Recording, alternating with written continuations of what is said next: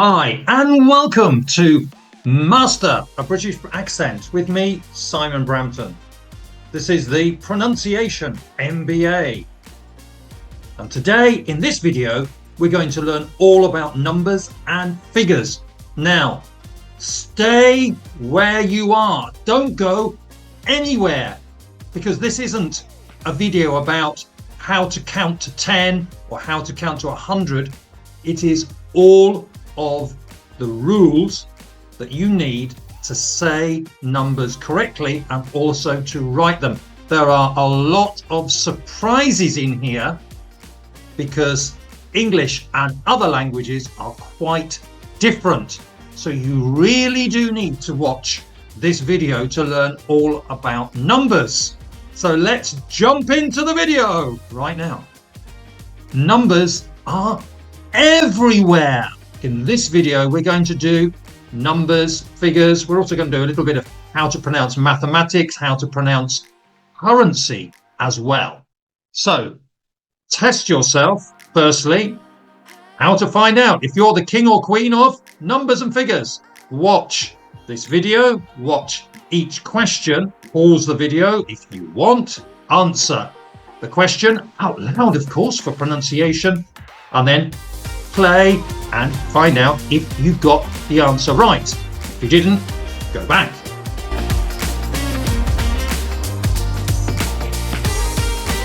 Let's start with a classic, which is teen or tea. Teen or tea. What were you taught at school? How do you distinguish between 13 and 30? Were you taught it's 13, 14, 15 and 30, 40, 50?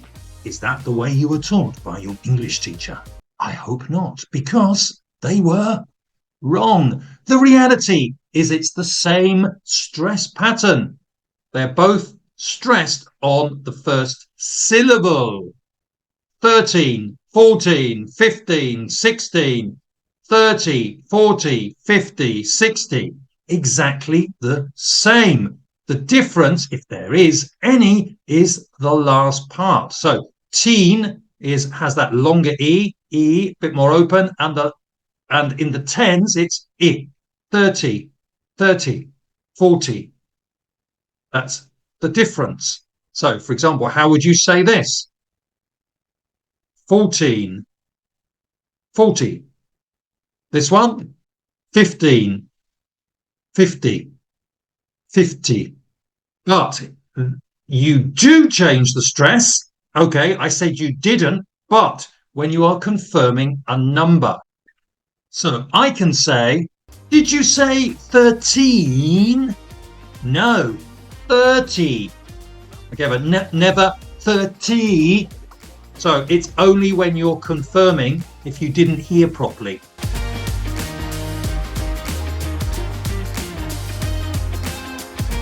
Another absolute classic, and I'm sure most of you who don't have an advanced level, or even if you do, don't know the difference between points and commas and how to use them with numbers.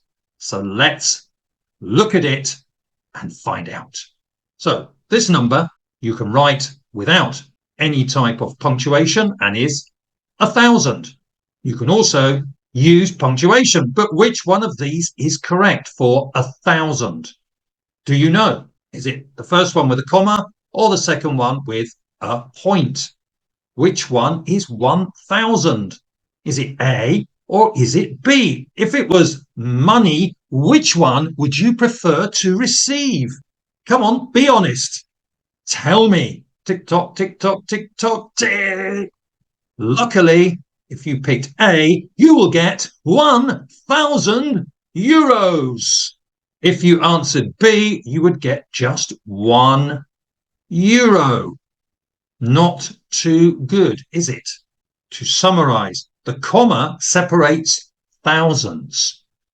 Points separate decimals, as well as emails and websites and currency, money, as we will see in a following slide.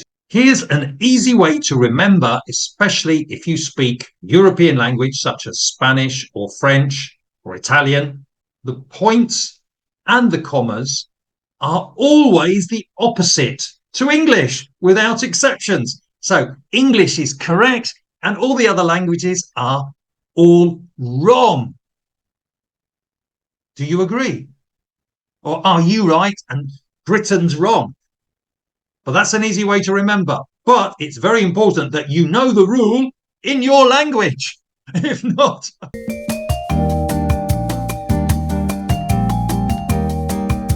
how do we say big numbers? Well, we've already established that you need to use commas. Let's begin with this one. How do you say this one? Remember, this is a test. How do you say it? Did somebody say 8,000? You're right. How would you say this one? It's 8,350. What about this one? The number's getting bigger. 8,350,000. This one is 8,350,990. Remember, you can always play this again, can't you? Now, this one is a little bit controversial because in other languages, a different word is used. How would you say this number? It's 8 billion. 8 billion. Let's look at the complete number. 8,350,990,000. Let's look at a complete number this time. 8,350,990,578. So 2 things to remember here. Number 1, this is the same as most European languages, the way we say millions, thousands, hundreds. There's no difference. So you really only have to remember the equivalent. Now, the controversial thing is a billion here has 9 zeros after the billion. So when I was a boy in the 1950s, no, not that old, come on. When I was a boy living in England, a billion had 12 zeros. Yes. And in some time, I'm not sure, sometime in the 90s, when I was living in Spain, I suddenly discovered that in newspapers that a billion had 9 zeros. I think this came from an American influence. Whatever, you could say 8,000 million, but people don't say that. Accept it, come on. And what do we have finally down here? So if we have 12 zeros and the number before with 9 figures after the comma was a billion, what would this be? We're talking about English, not just British English, but all English varieties. It's 8 trillion. And another important thing is that, well, numbers are always singular. But anyway, if you want to know how to say big numbers, here is a list of them. Trillion, quadrillion, quintillion, sextillion, septillion, octillion, nonillion, and decillion. So you can look at those in your free time and have fun pronouncing them and maybe feeling angry because they're not the same as your language.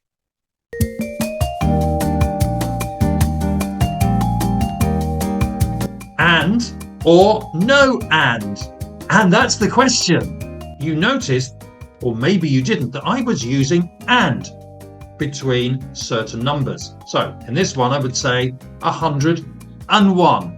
Now, when I say 101, I actually use a schwa or a weak form, an So I'd say 101. I'm so sorry, I've been interrupted by the cat. He's interested, you see. Normally he doesn't watch these videos, but he loves this one for some reason. 101. What number would this be then? Come on. 1001. So the and becomes un. Relaxed, schwa. 1001. So what would this be? Do you remember from before? This would be 1,000,001. 1,000,001. So it's one. So we're using the liaison as well.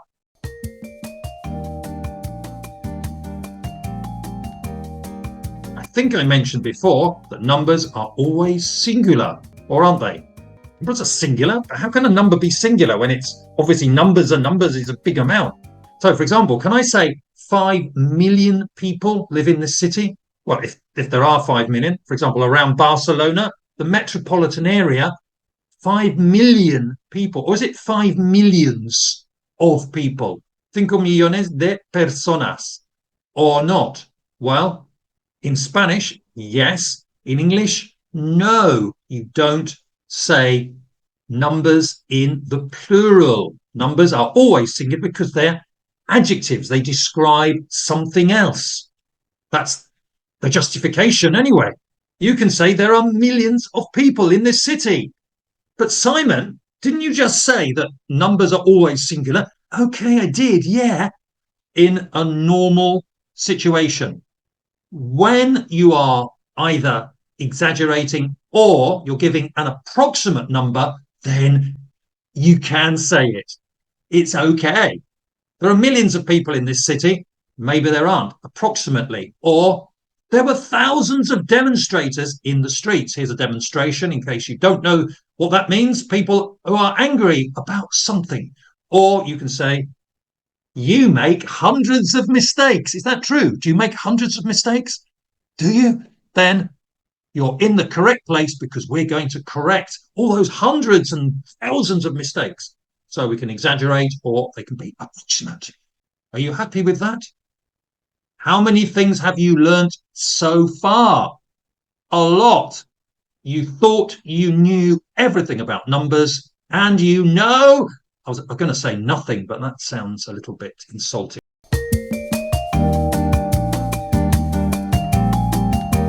Numbers with nouns become adjectives. Here's another area where I'm sure many people make mistakes. Can I say a 5 stars hotel? Is that correct? Or do I say 5-star hotel? 5 is plural, isn't it? Well, the correct answer is a 5-star hotel. What happens is when we have a number and another noun, then we put it together with a hyphen and that becomes an adjective. An adjective for singular. And we say 5-star hotel. Did you know that? Are you impressed? Do you want to buy me a coffee with a donut? Chocolate one. Thank you. Because, you know, you're learning so much, more than you've learned in years, probably. 4-person rock band. Okay, here's a special prize for anybody who can tell me the name of a 4-person rock band. Sorry, you too. How did you know that? Oh, yeah. Okay, I left the picture there. Or a 6-figure salary. Got the word figure. How much is the minimum to earn a 6-figure salary? How much? Did you say 1 million? No, that's a 7-figure salary. It's $100,000. Euros, pesetas, whatever. Pounds.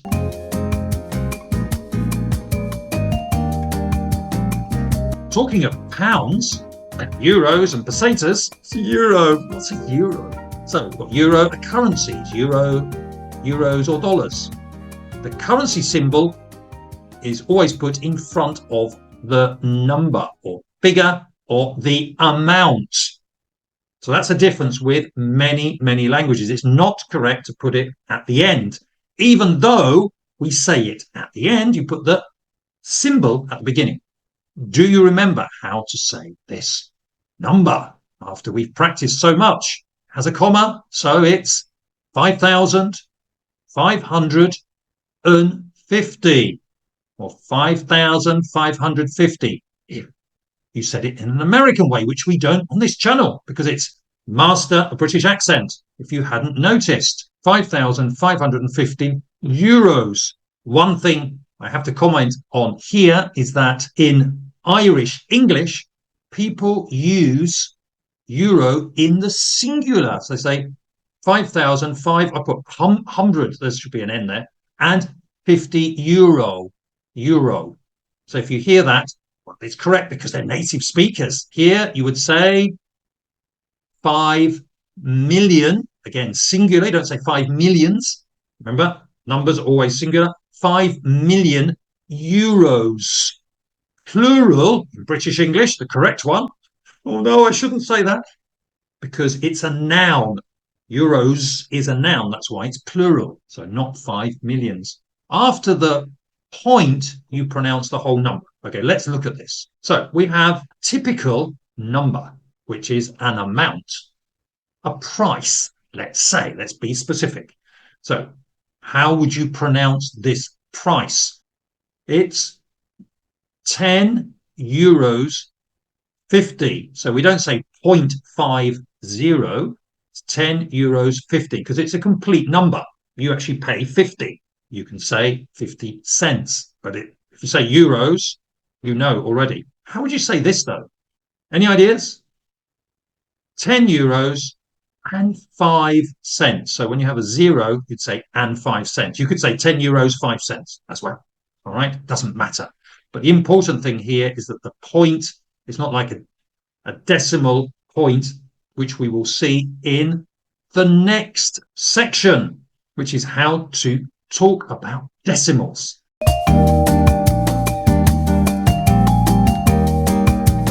So remember, currencies is a different thing. Let's look at this. So how would you pronounce this one, or which one is correct? Do you use a point or a comma? Maybe if you speak a Latin language, you would use a comma. So do we use a comma as well, or is English always different? Why? We drive on the left, drink tea at strange hours. I don't know. And this is pronounced 2.2%. If you remember from before, I said the point and the comma are always the opposite with no exceptions. Did you remember that? Or have you forgotten already? Can I say, in this case, here's another one, test. Do I say 2.22% or do I say 2.22%? Now, you're probably thinking, in my language, because it's a Latin language and must be correct, 2.22%. It's 22. It says 22. Are you blind? It's actually 2.22%. After the decimal point, not with money, currency, forget that. In all other cases, after the decimal point, we say each number individually. Have you got that? Understood? Happy? Not happy, because it's not the same as your language. But hey, accept it. Look at this one, for example. You must know Usain Bolt, who used to be the fastest man in the world. The fastest man in history, in fact, because he ran the 100 meters in, how would you pronounce this? 9.58? No, I just said it was not 58. It's 58 seconds. Like it or not, this is the way we say it in English. I'm not going to apologize on behalf of the King and Prince Harry and all those people, or Boris Johnson.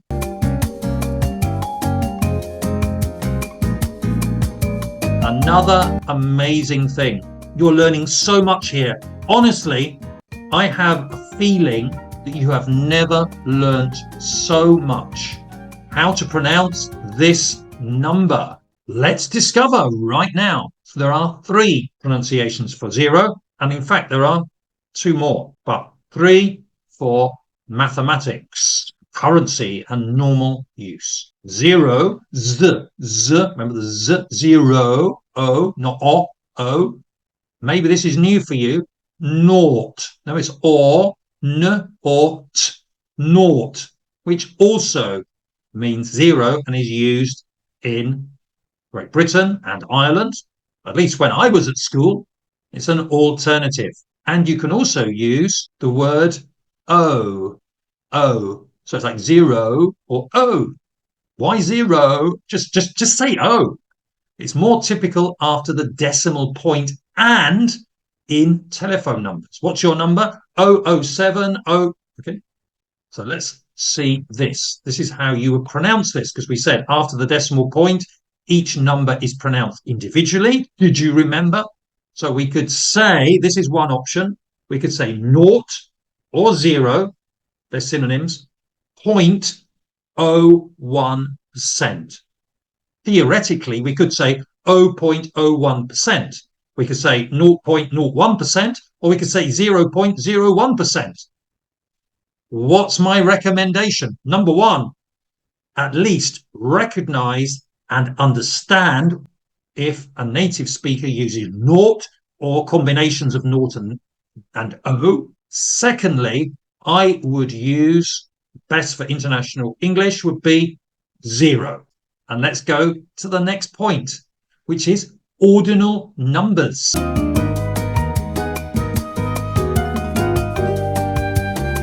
This is to know if you're the winner of yours, which means you are first, second, or third. You notice the abbreviations are written like this, and the medals are at the bottom: gold, silver, and bronze. So ordinal numbers are the position in a series: the first, second, and third. But then for all the other numbers, we use TH. It's much easier than many other languages. Very easy. So you have a number like 4, you add TH, fourth. Or, for example, you have a number like 6, you go sixth, sixth, sixth, just TH. So if you can say th, you can pronounce every single ordinal. There are a couple of small exceptions. So if you have a V in 5, it changes to an F. So instead of 5, you say fifth. And in fact, you don't pronounce the F. You can just say fifth. Fifth. For 12, you can say 12th. 12th. So again, the F is not pronounced. And then for 20, the Y changes to an I, and we say 20th, 20th, 30th, 40th, 50th, 60th, 70th, 80th.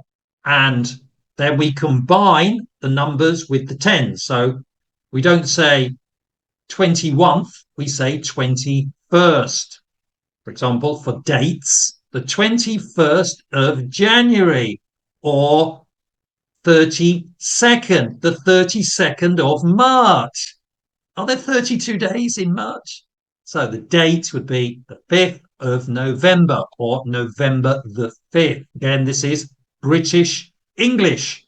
And it's important to note that in British English, we put the day first, then the month. So 5/11 would be the 5th of November. In America, what would this be? This would be May 11. So I think in America, people don't always use 11th, May 11th or May 11. So it's a bit different. But at least in this case, it coincides with most other European languages. Hooray! One thing that's the same.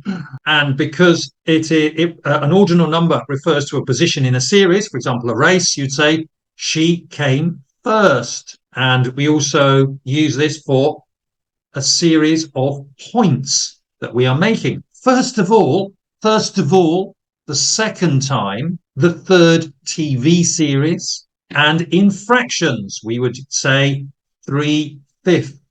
So we use ordinal numbers.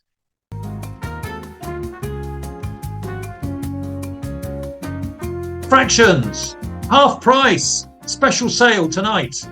For this video, how would you say this number then with a fraction? 1.5. So we don't say and a half, we go una, 1.5,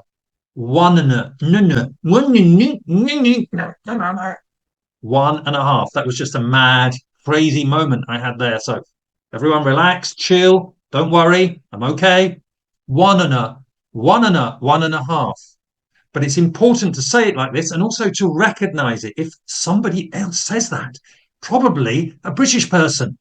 How would you say this? Any idea? 2. Okay, you got that correct. Well done. Una, 2.5, 2, because oo, 2, get the W, 2, 2.5, quarter, not quarter in American, no, quarter, 2.25. Sound British. Make the royal family proud. So I won't give you any points for knowing number 3. 3. Come on, you must know this. Aha! It's not singular, so it's not 3 3. Again, it's and is always except when you're giving emphasis. 3.75. Okay, it's 3/4 because it's plural and it's a noun. But look at this one. This one is known as 3/5. Remember the fifths? We don't pronounce the F. 3/5. So for the other fractions, we use ordinal numbers, which makes it very, very, very easy. Too easy, perhaps. So this would be, sorry, it's not written in the same way. My computer didn't convert it. Sorry. 4. Go on. Put this in an ordinal number. 4. I hope you're doing this at home. 4/8. Eighths. So it's eighths. Eighths, like the letter A, ABC, eighths. Eighths. And how would you say this? 3. Okay, well done. Good. Extra point. 3. It's a 10. So convert it to an ordinal. 3/10. Tenths. 3/10. The most difficult part of this is probably the pronunciation. The rest is really easy, and I'm sure you are delighted. 10 millionth, 10 billionth, it's the same. And last but not least,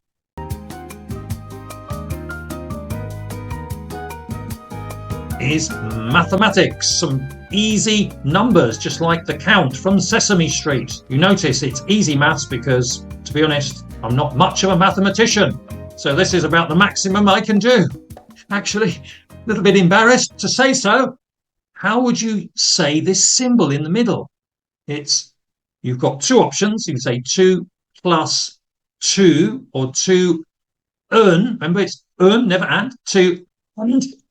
Here I'd say and. 2 and 2 is or equals 4.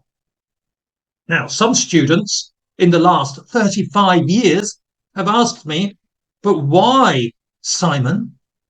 Never saying my name correctly with a schwa, but why is it singular if 2 and 2 is plural? 2, because it's the sum. The sum is. That's why it's third person singular. Happy with that? What about this symbol? 4 begins with an M. As one option. 4 minus. So it's I minus with a schwa. Minus or 4 less. 2 is or equals 2. Next one. Different options to say this. What would you say normally? Doesn't mean you're right, but what would you say normally? Small bit of British humour there. 5 by 5 or 5 multiplied by. So which one do most people use? Multiplied, no. 5 by 5 equals, not going to repeat it, 25. Or you can say 5 5s are 25. When you say that, what we call in English the times tables, which we had to learn by heart when we were young in England in the 60s and 70s, we said 5 5s are 25. 6 5s are 30, 7 5s are 35, 2 4s are 8, 3 8s are...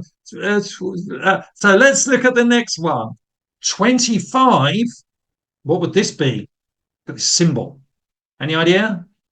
25 divided by 5 equals 5, or 5 into 25 is 5.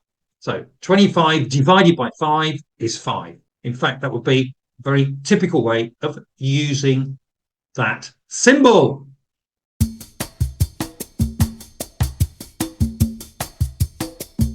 That has been a complete overview of the most typical uses of numbers and figures in British English. So I hope you enjoyed that and you found it useful. Go back, test yourself again, see how you do, because numbers are everywhere. Numbers are so important. Everything. So, how did you do? Were you the winner, a gold medalist, a silver medalist, or a bronze medalist? Review, repeat, test. And you will become the number king or the number queen of your class. And that has been how to pronounce numbers and figures. I'll see you in the next video. And if you like this video, please give me a like. It helps the algorithm. Subscribe to the channel if you haven't done already. Activate that little bell so that you will get a little bit of a warning that Simon has uploaded another really useful video, and I'll see you again very soon in the next video. Bye bye.